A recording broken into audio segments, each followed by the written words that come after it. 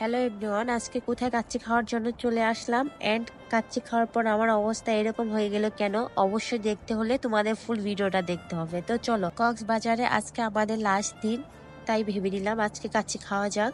কারণ কক্সবাজারের kacchi ডাইরের kacchi just wow. এর আগে একবার খেয়েছি, অনেক বেশি টেস্ট, তাই চলে আসলাম কাচ্চি ডাইনে। আসার পরে ভাবলাম কোনটা নেব, ভাবা শেষ। তো আমি একটা সিলেক্ট করলাম যে এইটাই নেওয়া যাক। তারপরে অর্ডার দেওয়ার কিছুক্ষণের মধ্যেই আমাদের খাবার চলে আসে। একদম খালি পেটে ছিলাম, ভাবছিলাম অনেক হয়তো খেতে পারবো, কিন্তু বিশ্বাস করো একটু খাওয়ার পর আমি আর খেতেই পারছিলাম না।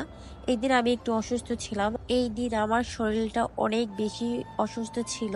তাও কি করার, যেহেতু খাবার খেতে হবে, আমি একদম খেতে পারছিলাম না, তাও খুব কষ্ট করে একটু খেয়েছি। তো এই তো আমার খাবার রেডি করতেছি। আমার কাচ্চিটা অনেক বেশি ভালো লাগে, তাই চলে আসছি অসুস্থ শরীর নিয়ে কাচ্চি খাওয়ার জন্য। তারপরে এখানে আমি আমার খাবার বেড়ে নিচ্ছিলাম।